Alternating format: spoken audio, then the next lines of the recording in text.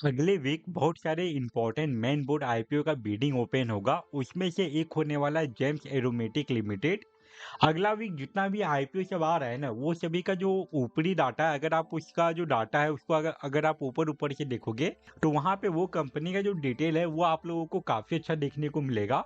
But जब हम लोग ये सारे डाटा की डिटेल में जाते हैं कि पिछले कुछ सालों में इस कंपनी का फाइनेंशियल परफॉर्मेंस कैसा है, इसके अलावा वो कंपनी पिछले कुछ सालों से कैसा परफॉर्म कर रही है, उसका वैल्यूएशन एंड मार्जिन कैसा है, तब फिर हम लोगों को ये सारे आईपीओ में थोड़ा बहुत प्रॉब्लम देखने को मिल रहा है। एंड अगर आप जेम एरोमेटिक के आईपीओ में अप्लाई करने का सोच रहे थे तो ये वीडियो आप लोगों के लिए काफ़ी ज़्यादा यूजफुल होने वाला है। तो वीडियो को कम्प्लीटली वॉच कीजिएगा। एंड अगर आप इस चैनल पे पहली बार आए हैं तो चैनल को भी सब्सक्राइब कर लीजिए। तो चलिए अब वीडियो कंटिन्यू करते हैं। वीडियो में आगे बढ़ने से पहले हम लोग जेम एरोमेटिक के का जो आईपीओ डिटेल है पहले वो देख लेते हैं।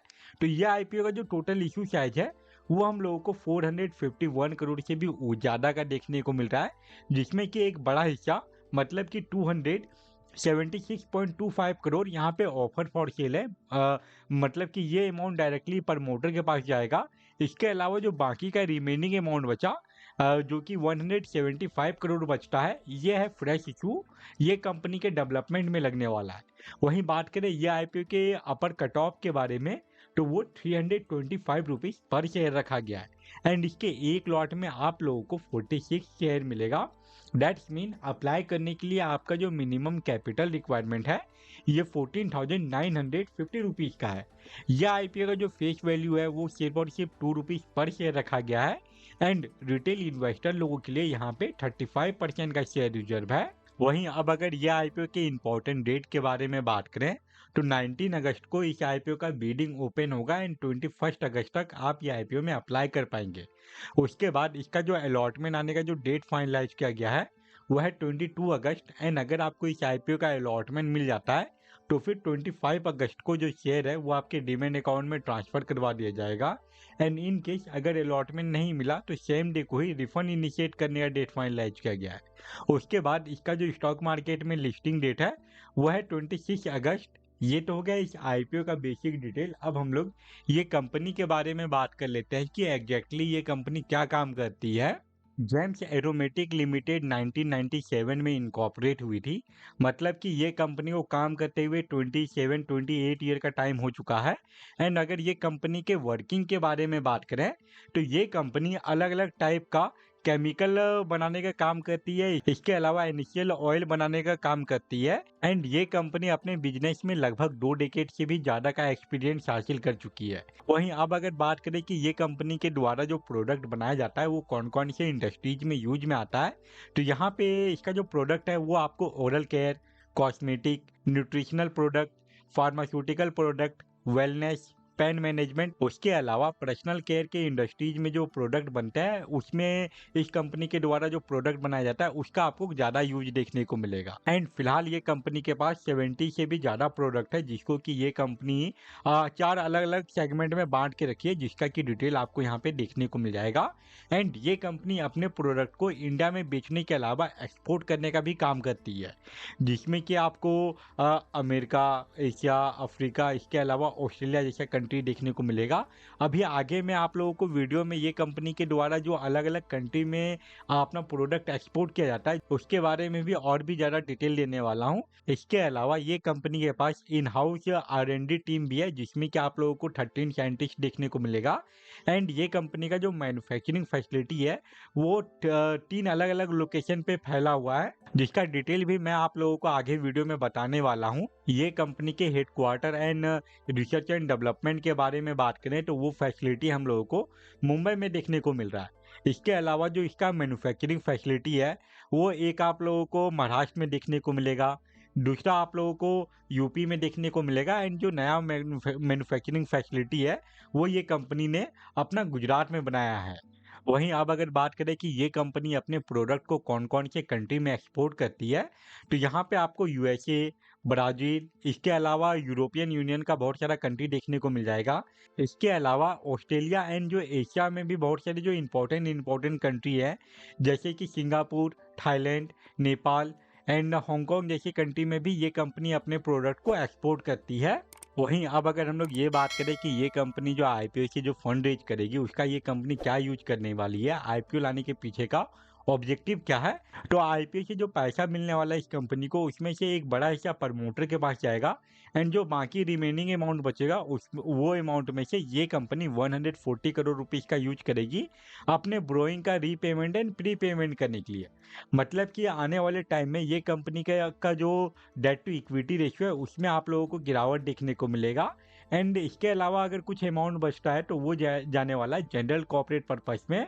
ये सारे इन्फॉर्मेशन के बाद अब हम लोग चलते हैं ये वीडियो के इम्पोर्टेंट पार्ट पे, जो कि है इस कंपनी का फाइनेंशियल परफॉर्मेंस। जेम्स एरोमेटिक के फाइनेंशियल परफॉर्मेंस में अगर हम लोग इसका रेवेन्यू एंड नेट इनकम का ब्रेक डाउन करें तो 2023 में इसका जो रेवेन्यू था ये 425 करोड़ के आसपास का था, जिसमें कि हम लोगों को 2023 से 2024 के बीच में लगभग 27 करोड़ का ग्रोथ देखने को मिलता है। इसके बाद 2024 एंड 2025 के बीच में ये जो ग्रोथ है ये हम लोगों को 51 करोड़ रुपीस का ग्रोथ देखने को मिल रहा है। तो ओवरऑल ये कंपनी के रेवेन्यू में ईयरली बेसिस पे 25 से लेके 50 करोड़ रुपीस का ग्रोथ देखने को मिल रहा है। वहीं बात करें इसके नेट इनकम के बारे में तो 2023 में इसका जो नेट इनकम है ये 44.67 करोड़ का था, जो कि अभी इंक्रीज होके 53.38 करोड़ पे पहुंच चुका है। तो यहाँ पे इसका रेवेन्यू एंड नेट इनकम दोनों में ही ईयरली बेसिस पे लगातार अच्छा ग्रोथ आ रहा है। बट अगर बात करें ये कंपनी के प्रॉफिट आफ्टर टैक्स मार्जिन के बारे में तो इसमें हम लोगों को 2023 से लेकर 2024 के बीच में एक छोटा सा गिरावट देखने को मिला है। ओवरऑल ये कंपनी का फाइनेंशियल परफॉर्मेंस को अगर ऊपर ऊपर से एनालिसिस करें तो वो ठीक ठाक ही लग रहा है। बट वहीं आप अगर बात करें ये कंपनी के वैल्यूएशन एंड मार्जिन के बारे में तो इसके वैल्यूएशन एंड मार्जिन में जो इसका R O and W percentage है, इसके अलावा जो आर ओ सी परसेंटेज है, दोनों में ही हम लोगों को ईयरली बेसिस पे लगातार गिरावट देखने को मिल रहा है। एंड अगर आप किसी आईपीओ में लॉन्ग टर्म के लिए इन्वेस्टिंग करने का सोच रहे हैं तो ये एक काफ़ी ज़्यादा इंपॉर्टेंट पॉइंट होने वाला है आपके लिए। आपको ये माइंड में रख के ही चलना चाहिए कि इसका जो R O N W percentage है एंड जो आर ओ सी परसेंटेज है दोनों में ही ईयरली बेसिस पे गिरावट आ रहा है। वहीं बात करें ये कंपनी के ईपीएस के बारे में तो वो हम लोगों को 9.64 का देखने को मिल रहा है एंड जो पी रेशियो है वो 32 से लेके 34 के बीच का होने वाला है। इसके अलावा इसका जो इब्डा परसेंटेज है वो हम लोगों को 17.55% का देखने को मिल रहा है एंड इसका जो डेट टू इक्विटी रेशियो है वो फिलहाल के लिए हम लोगों को 0.78 का है। बट आईपीओ आने के बाद चांसेस है कि इसका जो डेट टू इक्विटी रेशियो है इसमें हम लोगों को और भी गिरावट देखने को मिले। ओवरऑल अभी तक ये कंपनी का हम लोग जितना भी डाटा देखें, चाहे वो इसका फाइनेंशियल परफॉर्मेंस हो या फिर वैल्यूएशन एंड मार्जिन हो, वो सब को देखते हुए ये आईपीओ लॉन्ग टर्म में इन्वेस्टिंग करने के लिए 50-50 है। हो सकता है कि ये कंपनी लॉन्ग टर्म में आपको अच्छा रिटर्न बना के दे, बट उसके लिए इसका जो आर ओ सी परसेंटेज है एंड जो R O N W percentage है इसमें भी इंक्रीमेंट आना चाहिए। वहीं अब अगर बात करें वैसे इन्वेस्टर के बारे में जो कि आईपीओ में सिर्फ और सिर्फ लिस्टिंग गेन के लिए ही अप्लाई करते हैं, तो उनके लिए सबसे ज़्यादा इंपॉर्टेंट हो जाता है किसी भी आईपीओ का जीएमपी। एंड आज ये आईपीओ के जीएमपी में हम लोगों को एक अच्छा खासा इंक्रीमेंट देखने को मिला है।